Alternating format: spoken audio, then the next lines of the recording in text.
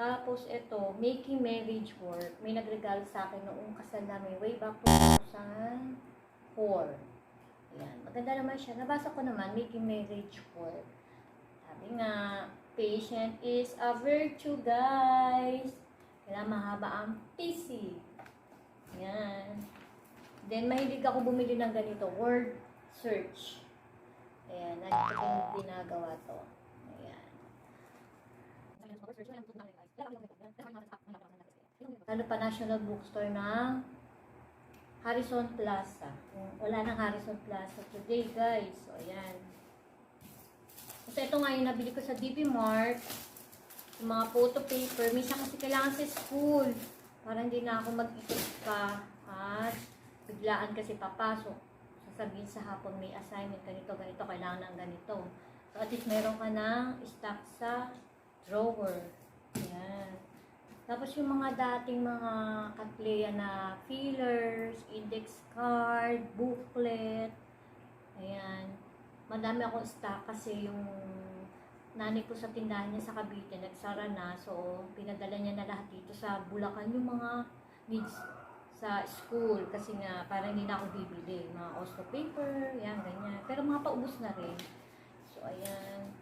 So, pinipili ko lang yung mga itatapon natin, guys. So, ita-timelapse ko na lang kayo kasi madami ito maiinit kayo. So, ayun, makikita nyo yung mga gagawin ko. Nag-segregate ako ng mga papers. So, see you around, guys. And timelapse ko na lang kayo. Medyo mahaba. Ang dami pa, oh. So, ayan.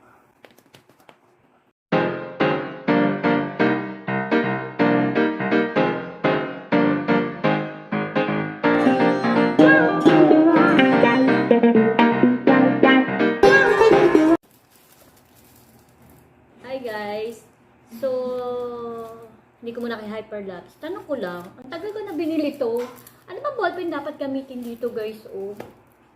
Hindi ko alam kung ano, magic ballpen ba, regular ballpen, pentel pen. Sayang naman.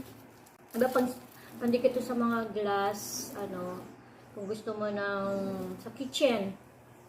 I mean sa kitchen, di ba? Parang magle-labeling ka, yung labeling ng yung mga condiments. Kasi hindi ko alam kung anong ball.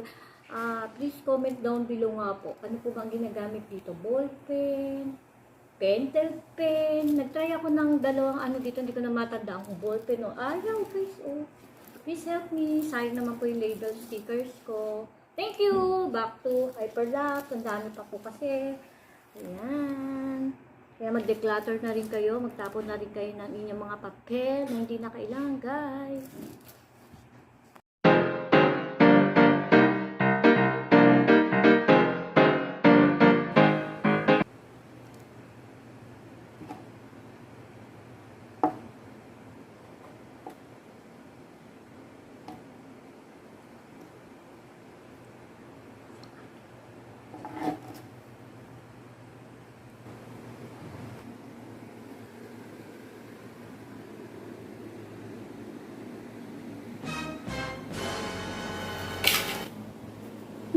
Kakain na ako. Gulat ka? Yung totoo.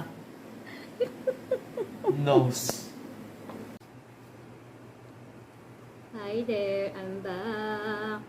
So, nakita ko tong transformer keychain ng anak ko. And sabi ko sa kanya, gusto mo ba ibalik ko to sa kwarto mo?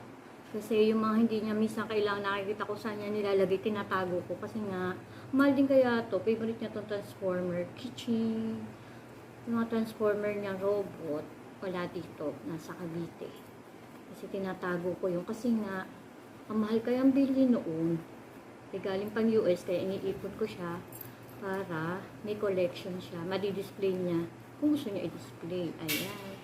So, malinis na siya. Kaya lang, ano na, medyo bakbak na sa likod. Ang bigat, guys! So, nilagay ko na sa taas ng kanyang kwarto.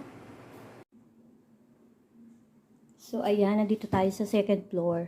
And, itong Durabox na to, lumang-luma na.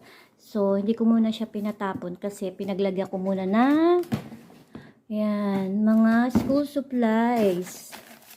So, yung mga, di ba, pag end of the year, natitira pa yung mga ganyan. So, iniipon ko siya para at least the next following year na pasukan, hindi na ako mahirapan maghanap.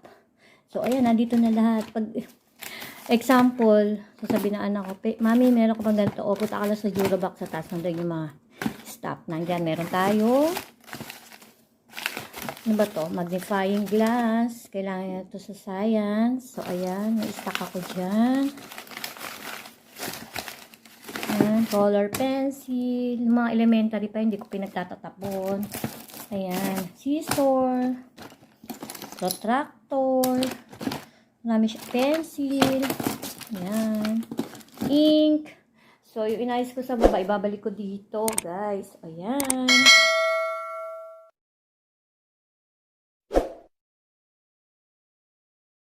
Shoes on, get up in the morning, cup of milk.